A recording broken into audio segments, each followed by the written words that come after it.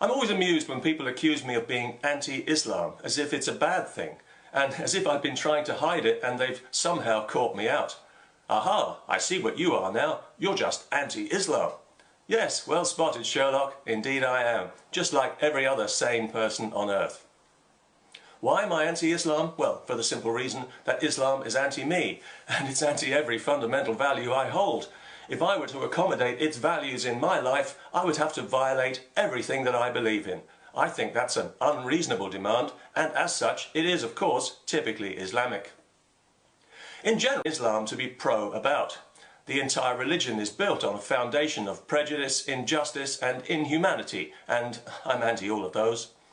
People say, well, you only focus on the bad things about Islam, and yes, I have to admit that if you ignore the bad things, the aggressive separatism, supremacism and social intolerance, the relentless special pleading and phony grievance mongering, the psychopathic level of misogyny, the honour killing and genital mutilation, sanctioned by the Prophet incidentally, the rabid gay and Jew hatred, the intimidation and censorship and the constantly present threat of violence over social issues, well, there isn't much wrong with Islam. It's perfectly kosher, if you'll pardon the expression.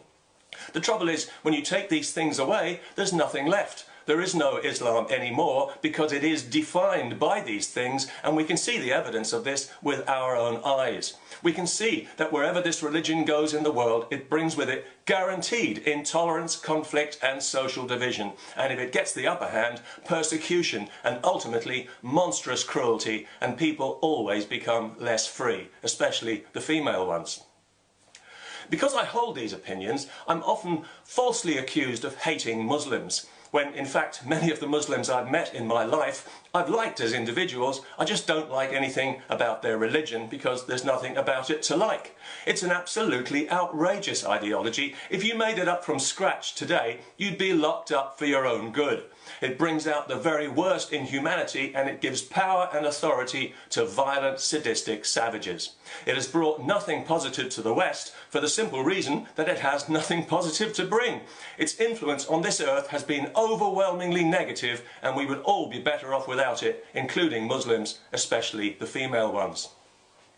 Any ideology that preaches death to anyone deserves no accommodation at all in a civilized society and no respect at all. It doesn't even deserve the pretense of respect. Death to apostates, death to blasphemers, death to adulterers, death to homosexuals, death, death, mutilation and death, as preached in the mosques, for it is written. And this is the problem. It is written. Any religious scripture can be a dangerous weapon in the wrong hands. That'll be human hands. And Islamic scripture is particularly dangerous because it's particularly inflammatory and violent. Hatred of non-Muslims runs through it like a watermark. Read it for yourself and see. Anyone choosing to follow this scripture can take explicit license to be intolerant and violent and to feel virtuous about it. And it really doesn't help that so many Muslims on this earth take their scripture far more seriously than any sane person should. In some parts of the world, if you so much as look at the Quran the wrong way, you're liable to be lynched on the spot. Hello again, Pakistan. The idea that this is just another religion and that all religions are equally bad is not only laughable, it's actually offensive. And it's insulting to the many victims of Islam, and I don't mean historically, but here and now. Right now on this earth, people are being persecuted and murdered every day by Muslims, and here's the important bit, for purely religious reasons. That is pure evil. And where do you think it comes from?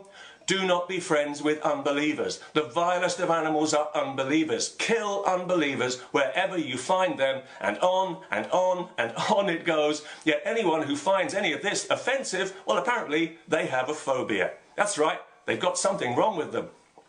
So yes, I'm very much anti-Islam, as you can see. In so many ways, I really haven't got time to list them all here. But I'm especially anti-child marriage. Are you anti-child marriage? Of course you are. I wish Islam was anti-child marriage, but it isn't. So I'm anti-Islam, and I've been given no choice in the matter because child marriage is inexcusable. And while we're on the subject, putting an Islamic headscarf on a little girl is also inexcusable.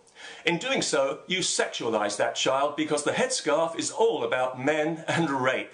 You're telling her that female hair drives Muslim men insane. It doesn't bother other men, curiously, just the Muslim ones. And since Muslim men must never be held to account for anything they do to a woman or to a girl, because Allah wouldn't like it, if they see her hair, they might rape her. And if they do, it'll be her fault. That's what the headscarf is really all about. Putting one on a child is an act of sexual and mental abuse, and it ought to be against the law. Finally, let me just say that in the past I've drawn some criticism for suggesting that Islamic culture is in some way inferior to Western culture just because it espouses values that I consider deeply uncivilized and barbaric. And this hasn't done anything for my reputation in what we might call the progressive community, which troubles me deeply, as you can probably imagine. So I'd like to take this opportunity to try and clarify those remarks, if I may. Of course, Islamic culture is not inferior. It's vastly inferior, and not just to Western culture, but to all cultures. Its values are an insult to humanity, all humanity, including Muslims, especially the female ones. There, I hope that helps to clarify any ambiguity.